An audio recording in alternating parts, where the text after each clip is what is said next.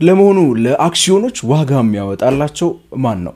ቴሌቪዥን ላይ የአፕል አክሲዮን ዋጋ ይሄን ያልገባ የማይክሮሶፍት ቀነሰ ሜቢ እንግዲህ ለወደፊት ወጋገን ባንክ ከፋለ የገዳ ከፋለ የኢትዮ ቴሌኮም ዝቅ አለ የሚሉ አይነት መረጃዎች ከሰማን አክሲዮኖች ዋጋቸው ይሄን ያህል ነው እየተባለ የሚነገረው ከምን ተነስቶ ነው? ማን ነው ዋጋውን ያወጣ እየለቀቀ ያለው?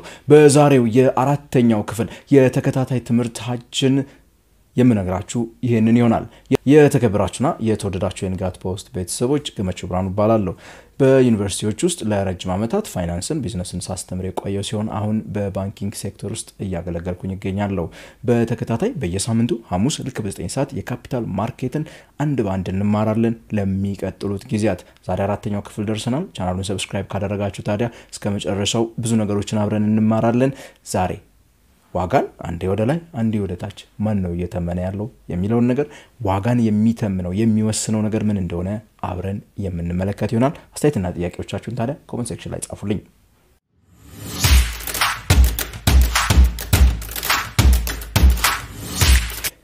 በገበያዎች ሁሉ የገበያዎች ሁሉ እናት የገበያዎች ሁሉ መሪ የሆነው እዚህም መሪ ሆኖ ይመጣል ፍላጎትና አቅርቦት የሚባለው ነገር።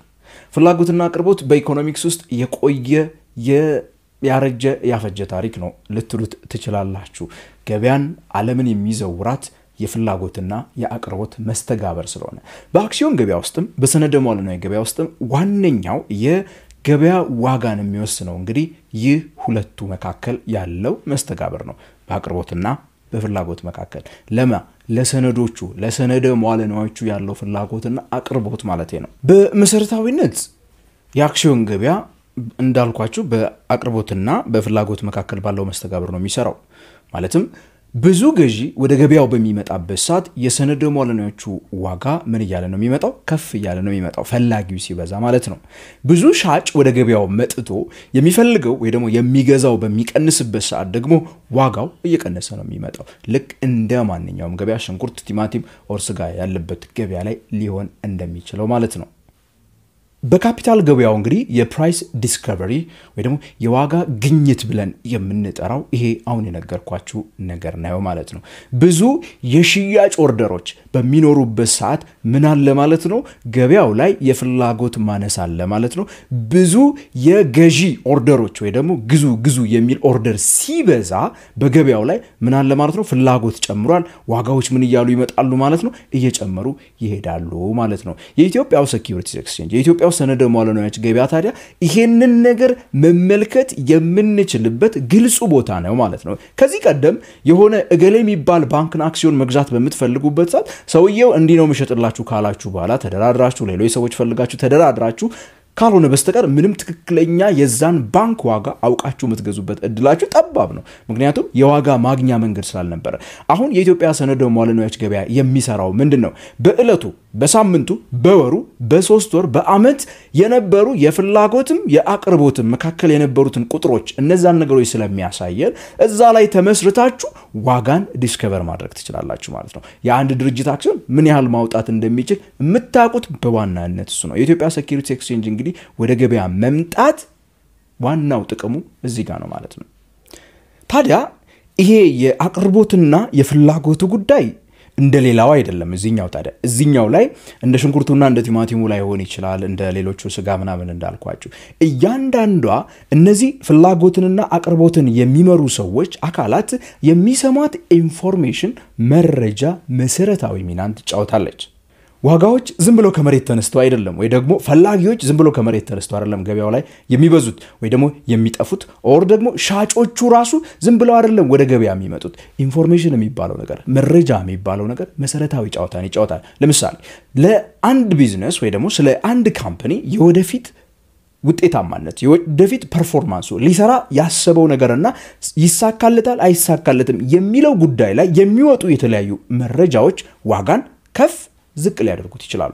ለምሳሌ አንድ የቢዝነስ ተቋም በሚቀጥለው አመት ቅርንጫፎችን አበዛቸዋለሁ፣ በዚህ አመት ይሄን ያህል አትርፍ ያለው ትርፌ ጨምሯል፣ የገበያ ድርሻ ጨምሯል፣ በሚቀጥለው አመት እንዲያውም ቢዝነስን ለማስፋፋት አስቤያለሁ፣ በዚህም እንደዚህ ያደርጋለሁ ሲል ብዙ ጊዜ የአክሲዮን ዋጋው ምን ይላል? ከፍ ማለት ቴንደንሲዎች አሉት። በተቃራኒው ደግሞ ካምፓኒው ለምሳሌ ኪሳራ አጋጥሞናል ኦር ደግሞ ገቢያችን ቀንሷል ትርፋችን ቀንሷል የመሳሰሉ ነገሮችን በሚናገርበት ሰዓት ደግሞ የሰነደ ሙዓለ ንዋዮች ዋጋ ምን ሊል ይችላል ማለት ነው ወዲያው ሊወርድ ይችላል ምን ላይ ተመስርቶ ኢንፎርሜሽን ላይ ተመስርቶ እነዚህ ኢንፎርሜሽኖች በራሳቸው የገበያ ዋጋን ምን ማድረግ ይጀምራሉ የፍላጎትና አቅርቦቱን የማንቀሳቀስ አቅሙ አላቸው ውስጥ ካሉት ከነዚህ ደግሞ በውጭም ያሉ ነገሮች እንዲሁ ደግሞ ይሄንን ሊወስኑት ይችላሉ በነገራችን ላይ ኢንፎርሜሽኖቹ ማለት ነው ለምሳሌ ዓለም አቀፍ ሁኔታዎች ከዋጋ ግሽበት ጋር የተያዙ ጦርነቶች ሊሆኑ ይችላሉ የኢኮኖሚ እድገት መረጃዎች ሊሆኑ ይችላሉ እነዚህ አንዱ ወደ ላይ አንዱ ወደ ታች ሊያደርጉ የሚችሉበት እድል ይኖራል ምክንያቱም እነማንን ፍላጎት አቅርቦት ላይ ያሉትን ኢንቨስተሮች ባህሪ የሚወስኑ ነገሮች ስለሆኑ እነዚህ መረጃዎች ማለት ነው የመንግስት ፖሊሲ ለምሳሌ ከታክስ ጋር ተያይዞ ለምሳሌ ቅርብ ጊዜ ኢትዮጵያ ውስጥ የምናቀው በጣም ያው ጠንከር ያለ የታክስ ሪፎርም እየተመለከተን እንገኛለና ብዙ ካምፓኒዎች የታክስ በርደናቸው እየጨመረ መሆኑን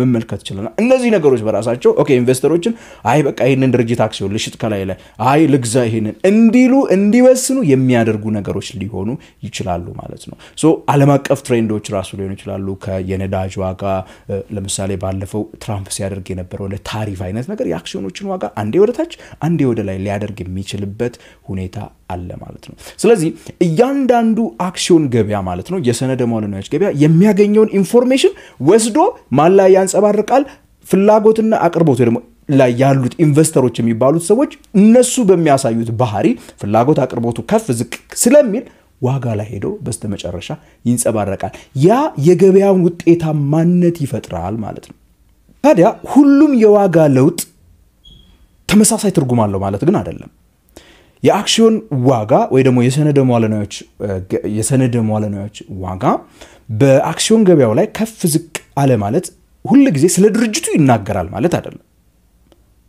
የተለያዩ መረጃዎች የተለያዩ ትርጉሞች ሊኖሯቸው የሚችሉ ነገሮች አሉ ጊዜያዊ ከፍ ዝቅና በጣም ረጅም ጊዜ ተከታታይነት ያለው የረጅም ጊዜ ከፍ ዝቅ በጣም የተለያየ ትርጉም ሊኖረው ይችላል ለምሳሌ ቅድም ያልኳችሁ አንድ ምሳሌ የዶናልድ ትራምፕ ታሪፍ ውሳኔ የአክሲዮኖችን ዋጋ ዘጭ ሲያደርግ ከፍ ሲያደርግ ቆይቷል ይሄ ግን የረጅም ጊዜ ጉዳይ አይደለም አንዳንድ የዋጋ ሁኔታዎች ጊዜያዊ ባህሪ ሊሆኑ ይችላሉ ጊዜያዊ ነገሮች ሊሆኑ ይችላሉ ለምሳሌ በወሬ ላይ በስሜት ብቻ ተነድቶ ሊሆኑ የሚችሉ ነገሮች አሉ ይልቅስ ግን የረጅም ጊዜ የዋጋ መዋዠቆች በተለይ የረጅም ጊዜ የዋጋ መውደቅ በተለያየ መልኩ ሊከሰት ይችላል ለምሳሌ የአንድ ካምፓኒ ፋይናንሻል ፐርፎርማንሱ ይሄ ገቢ ወጪውን አመጣጥኖ የሚያመጣው ትርፍ ኪሳራው እነዚህን የመሳሰሉት ነገሮች በቀጣይነት እየተበላሹ የሚሄዱ ከሆነ ገቢው እድገቱ እየቀነሰ ከሆነ የማኔጅመንት ኳሊቲው የወረደ ከሆነ ለወደፊት ተስፋ የሌለው አይነት ካምፓኒ እንደዚህ አይነት ነገሮች ሲፈጠሩ ምን ሊሆን ይችላል የአክሲዮን ዋጋ ሊወድቅ የሚችልበት እድል አለው ማለት ነው እንግዲህ ውጤታማ የሚባሉ ወይ ደግሞ ስማርት የሚባሉ ኢንቨስተሮች ዓለማችን ላይ እነዚህን የአጭር ጊዜ ለውጦች ትተው የረጅም ጊዜ ጉዳዩ ላይ ያተኩራሉ ምክንያቱም ልክ ባሳለፍነው ጊዜ ኤፕሪል ላይ ለምሳሌ ትራምፕ ያንን የታሪፍ ውሳኔ በወሰነበት ቅጽበት አፕል እንደ ካምፓኒ አይፎኖችን የሚያመርተው ካምፓኒ ማለት ነው በዛ ቅጽበት ምንም የደረሰበት ጉዳት አልነበረም የምርት መቀነስ አልገጠመውም ቴክኖሎጂው ወደቀ የሚባል ነገር አልነበረም ሲምፕሊ ያቺ ነበረች ምክንያት የነበረችው ብዙ ሰዎች ፓኒክ አድርገው ቅድም ያልኳችሁ የባህሪ ለውጥ አመጡና አክሲዮኑን ለመሸጥ ወደ ገበያው በሚመጡበት ሰዓት ዋጋው ወደ መሬት ወደቀ ወዲያው ትራምፕ ትንሽ ቆይቶ ትቼዋለሁ ሲል ደግሞ ተመልሶ ሰማይ ተሰቀለ አሁን ዋጋው ከፍተኛ ደረጃ ላይ ነው የሚገኘው ሶ እነዚህን አይነት ነገሮች ለመተው ይሞክራሉ ለማለት ነው እንግዲህ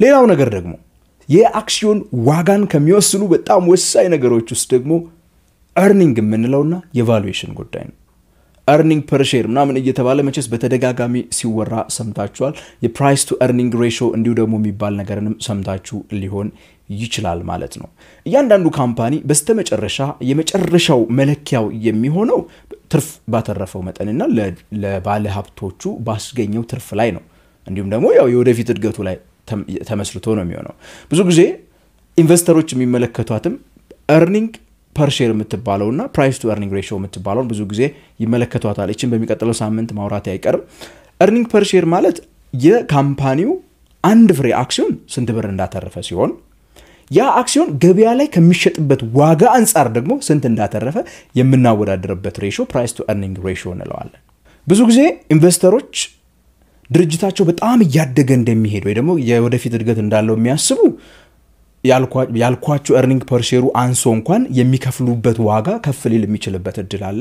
ነገር ግን ስቴብል የተባሉ ካምፓኒዎች አሁን ባንኮቻችን እንደምታውቁት earning per share ሲያወጡ ዘመን ባንክ ይመስለኛል 68% ድረስ ይጠራል። በጣም ትልቅ የሚባል ማለት ነው። ኤኒዌይስ ግን የተለያዩ ካምፓኒዎች መካከል አክሲዮን ከመግዛታችሁ በፊት ማወዳደር ብትፈልጉ መለኪያ መንገዶቹ እነዚህ የነገርኳችሁ ናቸው ማለት ነው። ኢትዮጵያስ ማን ነው ታዲያ የሚወስነው ካላችሁ ዞሮ እነዚህ ፎርሶች ናቸው ጫዋታውን የሚጫወቱት።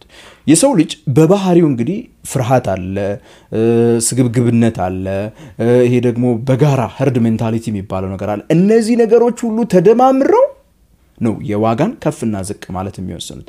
እነዚህ ነገሮች ደግሞ ለኢትዮጵያውያን ለኛም ቢሆን በጣም ያለን ያደግንበት ባህሪያችን ስለሆነ ዋጋን ከፍ ዝቅ ማድረግ ውስጥ በጣም ከፍተኛ ሚና ሊጫወት ይችላል በመጪው በኢትዮጵያ ሴኩሪቲስ ኤክስቼንጅ። ያው ለቁጥጥር የተቀመጡ አንዳንድ ጋርድ ሬሎች እንዳሉ አቃለው። ለምሳሌ የአክሲዮን ዋጋ ከሆነች ሌቭል በታች በሚወርድበት ሰዓት የኢትዮጵያ ሴኩሪቲስ ኤክስቼንጅ ግብይት የማስቆም አይነት መብቱ አለው የተሰጠው እንትን አለ። ኤኒዌይስ ግን ብዙ ጊዜ ዋጋ በከፍተኛ ሁኔታ እየጨመረ ሲመጣ ብዙ ሰዎች ምን ማድረግ ይፈልጋሉ? መግዛት ይፈልጋሉ። አንድ አክሲዮን ዋጋ በከፍተኛ ሁኔታ እየቀነሰ በሚመጣ ሰዓት ሰው ሁሉ ምን ማለት ነው የሚፈልገው?